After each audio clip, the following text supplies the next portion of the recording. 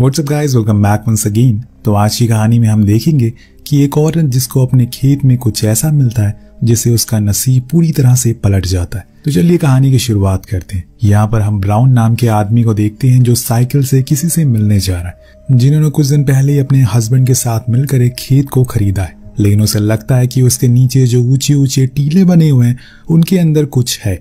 इसी सिलसिले में उन्होंने मिस्टर ब्राउन को बुलाया हुआ है।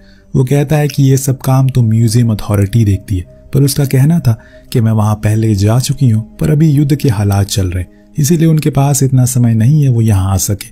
और उन लोगों ने मुझे आपका नाम सजेस्ट किया है। अब उस साइट पर जाकर वो उस पूरे जगह की इंस्पेक्शन करता है, जहाँ उसे कुछ गुम्बद जैसे आकार के टीले दिखते हैं, जिसके नीचे प्रीति को लगता है कि शायद कुछ हो सकता है जो इनकी किस्मत बदल दे। ब्राउन मान जाता है और दोनों के बीच में डील हो जाती है। इसके बाद प्रीति उसे अपने 2 आदमी भी देती है ताकि उसकी मदद हो सके। नेक्स्ट डे वो तीनों उस जगह की खुदाई करते हैं। कुछ दिन के अंदर ही ब्राउन काफी नीचे तक पहुंच जाता है और फिर एक दिन उसे कुछ मिलता है। फौरन प्रीति को बुलाता है और दरअसल वो वुडन प्लेट थी जो कि नीचे दबी हुई थी। इतने में वहां पर 2 और लोग भी आते हैं, जिन्हें देखकर प्रीति बताती है कि ये लोग म्यूजियम से आए हुए हैं। इनका मेरे पास कॉल आया था ये जानने के लिए कि खुदाई का काम कैसा चल रहा है। उनमें से म्यूजियम के मैनेजर भी थे जिन्होंने ब्राउन का नाम सजेस्ट किया था। अब वो दूसरा आदमी ब्राउन की मदद करता है ताकि वो उस प्लेट को निकाल सके, लेकिन अफसोस कि वो बीच से टूट जाती है जो ब्राउन को पसंद नहीं आता और वो वहां से चला जाता है। इसके बाद हम उन्हें टेबल पर बैठा हुआ देखते हैं। या मैनेजर प्रीति को बताता है कि जंग के कारण म्यूजियम में अब लोग कम हो गए, हम चाहते हैं कि आप ब्राउन को हमारे पास वापस भेज दो। लेकिन वो कहती है कि ये चीज आप खुद मिस्टर ब्राउन से पूछ लीजिए, अगर वो चाहते हैं तो जा सकते हैं। इतने में वहां पर मिस्टर ब्राउन आता है जो बताता है कि वो प्लेट शायद किसी वाइकिंग के जमाने की हो सकती है, हमने उसे तोड़कर बहुत बड़ी गलती कर दी। मैनेजर उसे साइड में ले जाकर पूछता है क्या वो यहीं पर काम करना चाहता है या फिर म्यूजियम वापस आना चाहता है। तो वो यहीं पर रहने का फैसला करता है। शायद ब्राउन को पता चल चुका है कि जो ज्ञान और पैसा उसे यहाँ पर आने वाले समय में मिलने वाला है वो और कहीं नहीं मिलेगा। आगे हम प्रीति को देखते हैं जो कहीं जा रही होती है। तभी उसकी नजर उन टीलों पर पड़ती है जो देखकर वो किसी सोच में पड़ जाती है। तभी उसकी कार को रोक लिया जाता है क्योंकि आगे कुछ सेना के जवान गुजर रहे थे, जिन्हें देखकर वो इमोशनल हो जाती है क्योंकि उसके पति भी सेना में ही थे, पर कुछ दिन पहले उनकी जंग में मौत हो गई और आज वो उसी की कब्र पर जा रही है। वापस आते टाइम उसके सीने में तेज दर्द उठना शुरू हो जाता है। डॉक्टर की दिखाने पर पता चलता है कि वो बहुत ही ज्यादा स्ट्रेस ले रही है, जिसकी वजह से ये सब हो रहा है। आगे हम देखते हैं कि मिस्टर ब्राउन ने 2 लोगों के साथ मिलकर काफी खुदाई कर ली है, जिसको हर दिन प्रीति देखने के लिए आया करती थी। और ऐसे ही एक दिन जब वो एक साइट को देख रही होती है तभी ब्राउन आकर उन्हें वहां से हटने को कहता है क्योंकि वो जगह खतरे से खाली नहीं थी। दिन वो खुद जाकर उस जगह की खुदाई करना शुरू करता है, पर ये क्या, कुछ ही देर में अचानक से वहां पर बहुत सारी मिट्टी नीचे गिरने लगती है, जिसमें ब्राउन दब जाता है, जो देखते ही प्रीति बहुत ज्यादा घबरा जाती है। वो फौरन और काम करने वालों को चिल्लाकर बुलाती है, जो लोग उस जगह की मिट्टी को हटाने की कोशिश में लग जाते, पर वो काफी ज्यादा थी इसीलिए उन्हें टाइम लग रहा था। लेकिन अंत में वो इस काम को करने में सफल हो जाते हैं और फाइनली ब्राउन को बाहर निकाल लेते हैं। लेकिन वो बेहोश हो चुका है, इसीलिए मिस्टर प्रीति उसे सांस देती हैं और पानी पिलाती हैं। जिसके बाद जब वो अपनी आंखें खोलता है तो फिर वो लोग उसे घर के अंदर लेकर आते हैं, जहां वो कुछ देर आराम करने के बाद कहता है कि आपको पता है सनफॉल की जमीन में कुछ ऐसा छुपा है जिसकी तलाश में मेरे दादाजी भी थे, पर उन्हें कभी वो चीज मिली ही नहीं और इसी को खोजते खोजते वो चल बसे। लेकिन मैं ऐसे मरने वाला नहीं हूँ और मुझे कुछ ऐसा खोज कर दिखाना है जो आज तक किसी ने नहीं देखा। ये कहकर वो बाहर आ जाता और उससे कहता है कि आपने कहा था ना कि हमें ये वाला टीला खोदना चाहिए क्योंकि ये आपका फेवरेट है, तो ठीक है आज हम इसको खोदेंगे। उसकी खुशी को देखकर मिस्टर प्रीति भी हंसने लगती है क्योंकि वो किसी बच्चे की तरह खुश हो रहा था। देन वो लोग उस जगह को खोदना शुरू करते हैं। इसमें उन्हें कुछ ही मीटर की खुदाई में एक पुराने जमाने की कील मिलती है या फिर किसी तरह का ये हुक था, जिसको लेकर वो फौरन म्यूजियम के मैनेजर को दिखाने जाता है, जो देखकर वो हैरान था क्योंकि ये सच में बहुत ही ज्यादा पुराना था। इसके बाद वो उस चीज को प्रीति को भी दिखाने जाता है, पर वो तो लंदन गई है इसीलिए वो दिखा नहीं सका, पर उसने इस खोज के बाद और तेजी से खुदाई करना शुरू कर दी, जिसमें कि अब उसे कुछ ऐसा मिलने वाला था जो कि उसकी उम्मीद से बहुत ज्यादा था और विशाल भी। देखते हैं कि आगे वो क्या चीज है। कई दिन और बीत जाते हैं पर ये लोग अभी भी लगे हुए थे। फिर एक दोपहर जब ब्राउन ऊंचाई पर जाकर देखता तो उसे किसी चीज का आकार नजर आता है। वो फौरन प्रीति को बुलाता और उन्हें भी वो चीज दिखाता है। दरअसल दोस्तों वो चीज एक शिप थी जो कि यहाँ पर शायद किसी ने जानबूझकर गाड़ी होगी, क्योंकि यहाँ पर किसी नदी का कोई प्रकोप नहीं था दूर दूर तक। इसी वजह से किसी आदमी ने इस शिप को यहाँ पर छुपा दिया। लेकिन अब इस शिप से पर्दा उठने वाला है। उसकी इस खोज को देखकर प्रीति बहुत खुश होती है, उसका शुक्रिया कहती है। अब बारिश का मौसम आने वाला है, इसीलिए ब्राउन जाकर उस साइट को पूरा कवर करने लगता है। तभी उसके पास प्रीति आकर बताती है कि मेरे पास एक कंस्ट्रक्शन कंपनी का कॉल आया था, वो मुझे इस साइट के बदले में $1 मिलियन दे रहे हैं, पर मैंने उन्हें मना कर दिया क्योंकि इसमें आपकी मेहनत लगी है।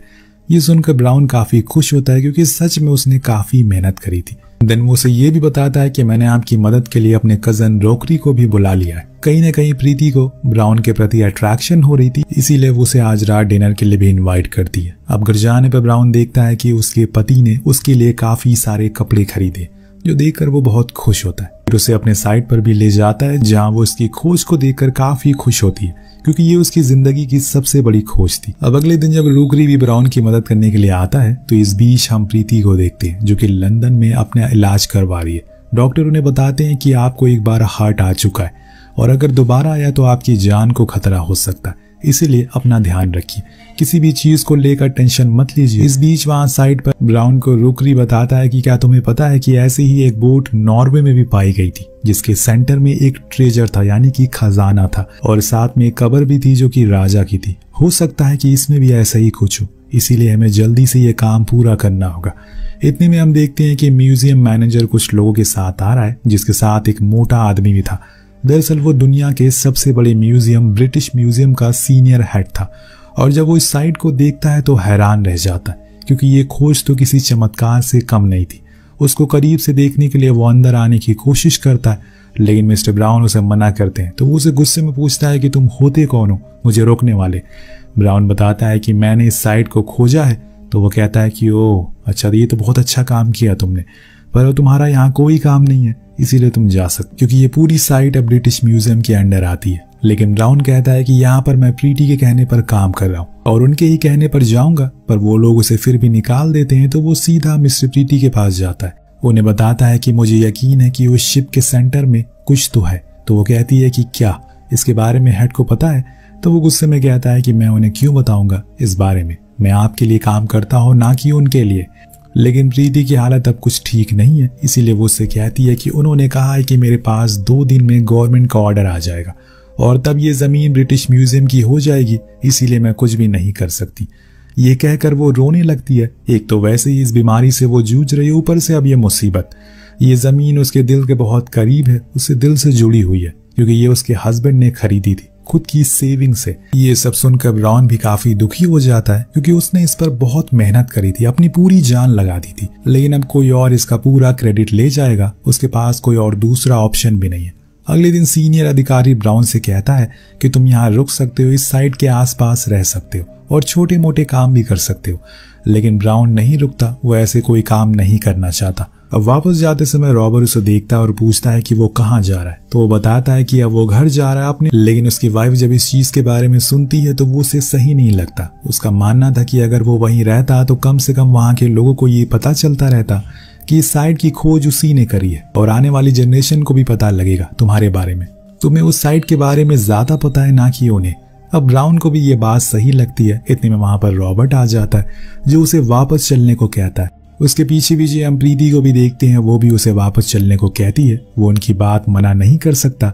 अब साइट पर पहुंचने पर वो ब्रिटिश म्यूजियम के लोगों को अपने बनाए हुए कुछ नोट्स देता है, जिनसे उनका काम और आसान हो जाएगा। इसके बाद एक दिन हम देखते हैं कि वहां पर 2 और लोग आते हैं, जो कि आर्कियोलॉजिकल डिपार्टमेंट से थे, जिनका नाम स्टुअर्ट और बैगी था। वो हस्बैंड वाइफ थे। जब वो इस साइट को देखते हैं तो काफी खुश होते हैं, क्योंकि ये सच में उनकी उम्मीद से बहुत बड़ी थी और काफी इंटरेस्टिंग भी। उधर हम मिस्टर ब्राउन को देखते हैं, जिसको सीनियर हेड ने सामान ढोने का काम में लगा दिया है, जो देखकर प्रीति खुश नहीं होती। अब उसी दिन वहां पर बरसात होने लगती है और पूरा दिन उसी में बर्बाद हो जाता है, जिससे कि हेड काफी इरिटेट हो रहा था, क्योंकि जल्दी से उन्हें इस काम को पूरा करना था। तब प्रीति उसे कहती है कि आप ब्राउन को काम से दूर रख रहे हैं, अच्छा नहीं कर रहे हैं आप, क्योंकि उन्हें आपके एक्सपीरियंस की जरूरत है, जिसके साथ मिल जाए तो वो आपकी काफी मदद कर सकते हैं और इस काम को जल्दी पूरा भी कर देंगे। हेड उसकी बात को मान लेता है और उसे कुछ जरूरी काम करने को देता है। कुछ हफ्तों की खुदाई के बाद उन्हें एक फाइनली वो चेम्बर मिल जाता है, जिसको सबसे पहले बैगी ने ढूंढा था, जहां उसको एक रिंग मिली थी जो कि प्योर गोल्ड की थी उसे देखकर सभी दंग रह जाते हैं और फिर ये सिलसिला रुकता ही नहीं, क्योंकि वहां उन्हें अब वो चेम्बर मिल चुका था जिसके अंदर अनगिनत किस्म के बेशकीमती तलवारें, प्लेट्स, कपड़े और भी बहुत कुछ मिलता है। लेकिन अब बारी है इसको रखने की, ये कहाँ रखा जाए। तो हेड कहता है कि ये सारे आइटम ब्रिटिश म्यूजियम के हैं, लेकिन प्रीति का कहना था कि अभी उनका केस खत्म नहीं हुआ है, इसीलिए तब तक ये सारी चीजें मेरे घर में होंगी। इसके बाद ब्राउन उन सभी ट्रेजर यानी कि खजाने को प्रीति के रूम में ही रख देता है और अपने घर वापस आ जाता है। वहीं एक दिन साइड पर हम बैगी और रॉबर्ट को साथ में देखते हैं। दोनों एक ही एज के थे, इसीलिए दोनों एक दूसरे का साथ पसंद आता है। वो साथ में काफी समय बिताते हैं और एक दिन स्टुअर्ट को कहीं जाना पड़ता है, तो वो बैगी से कहता है कि तुम यहीं रुको, मैं कुछ दिन में वापस आ जाऊंगा। अब कहानी इसी तरह से आगे बढ़ती रहती है। एक रात प्रीति बैगी को डिनर पर भी बुलाती है, जहां वो सभी को बताती है कि रॉबर्ट की आर्मी में सिलेक्शन हो गया, वो कुछ ही दिन बाद यहाँ से चला जाएगा, जो सुनकर बैगी को न जाने क्यों लेकिन थोड़ा अजीब लगता है। वहीं अगली सुबह प्रीति सभी को बताती है कि फ्राइडे को कोर्ट ने डेट फिक्स कर दी है। उस दिन हमें पता चल जाएगा कि ये खजाना असल में किसका है और कौन इसका हकदार है। अब प्रीति का कहना था कि इस साइट को पूरे टाउन वालों को दिखाना चाहिए, क्योंकि उनके लिए बहुत गर्व की बात होगी कि उनके टाउन में ऐसा कुछ मिला है। लेकिन सीनियर अधिकारी उसकी इस बात से राजी नहीं होता। इतने में उन्हें एक ब्रिटिश प्लेन दिखता है जो कि आगे जाकर क्रैश हो गया था। सभी वहां पर जाते हैं। रुकरी पानी में जम करके उस पायलट को बचा लेता है। उस पायलट को बचाने की कोशिश करता है, लेकिन उसकी जान जा चुकी थी, जिससे उसे बहुत दुख होता है, क्योंकि कुछ ही दिन में वो भी आर्मी में जाने वाला है। उसको ऐसे दुखी देखकर बैगी उसके पास आती है। इस दौरान दोनों में काफी बातें होती है और कब इसमें रात हो जाती है दोनों को पता ही नहीं चलता, जिससे वो दोनों ही पास आने लगते हैं। पर बैगी वहां से उठकर चली जाती है क्योंकि उसे वो ठीक नहीं लगता, और इसकी एक और वजह है कि वो मैरिड है। अगले दिन रोकरी का लेटर आता है जो बात वो आकर प्रीति को बताता है, लेकिन वो उसे जाने से मना करती है क्योंकि अब उसके पास ज्यादा समय नहीं है। उसे अब रॉबर्ट का ख्याल रखना होगा, लेकिन वो मानने को तैयार ही नहीं होता और कहता है कि उसको जाना होगा क्योंकि उसके पास अब कोई और ऑप्शन नहीं है। उसे अपने देश की सेवा करनी है। ये कहकर वो अपनी बाइक लेकर निकल जाता है और बैगी उसे वहीं खड़ी देखती रहती है कि वो क्या ही बोले, कुछ कहने के लायक ही नहीं बचाता। अब कुछ दिन बाद कोर्ट का डिसीजन आता तो वो पूरा खजाना प्रीति को दे देती है, क्योंकि वो लैंड उन्हीं की थी, इसीलिए वो ब्राउन को लेकर वहां से चली जाती है। हालांकि इस बीच सीनियर अधिकारी उसे बात करने की कोशिश करता है, लेकिन ब्राउन उन्हें लेकर निकल जाता है और घर आ जाता है। कुछ दिन बाद जैसे कि प्रीति चाहती थी, वहां पर एक पार्टी रखी जाती है जिसमें सभी टाउन के लोग आए थे, जिन्हें वो साइट भी दिखाई जाती है। तब प्रीति उन्हें सब कुछ सच बताती है और कोई भी बात उनसे छुपाती नहीं है। वो उन सभी को बताती है कि हमें तकरीबन 300 करोड़ से ऊपर की कीमत का बेशकीमती खजाना मिला, जो कि इस टाउन की तरक्की में लगाया जाएगा, क्योंकि ये सभी पैसा आप लोगों का है। इस दौरान अंदर बैगी देखती है कि जो फोटो रोकरी ने क्लिक की थी उसमें अधिकतर तो उसी की थी, जो देखकर वो वहीं रोने लगती है। तभी वहां पर प्रीति आकर उसे समझाती है कि तुम्हारे पास अभी भी मौका है, जो तुम्हारा दिल कह रहा है तुम उसी को करो। बैगी अब रोकरी से प्यार करने लगी है क्योंकि उन दोनों के दिल एक हो गए, इसीलिए वो जाकर स्टुअर्ट से डिवोर्स ले लेती है और उससे कह देती है कि शायद वो कभी एक थे ही नहीं। इसके बाद हम देखते हैं कि प्रीति जाकर ब्राउन से मिलती है और कहती है कि मैं इस खजाने का कुछ हिस्सा हेड को गिफ्ट में देना चाहती हूँ, ताकि वो इस म्यूजियम में रख सके और लोगों को आपकी खोज के बारे में पता लग सके, क्योंकि ये पूरा श्रेय आपको ही जाता है। जो सुनकर वो हंसने लगता और उसका शुक्रिया कहता है, क्योंकि ये उसके लिए बहुत बड़ी बात थी। इसके बाद प्रीति का वही साइड पर ही बेड लगा दिया जाता है, क्योंकि वो अपने आखिरी समय पर थी। उनके पास उनका बेटा रॉबर्ट भी होता है, जिनसे बात करके वो इस दुनिया को अलविदा कह देती है। और फिर अगले दिन ब्राउन उस पूरी साइट को मिट्टी से ढक देती है। इस दौरान हमें बताया जाता है कि ये पूरी कहानी एक सच्ची घटना पर आधारित थी।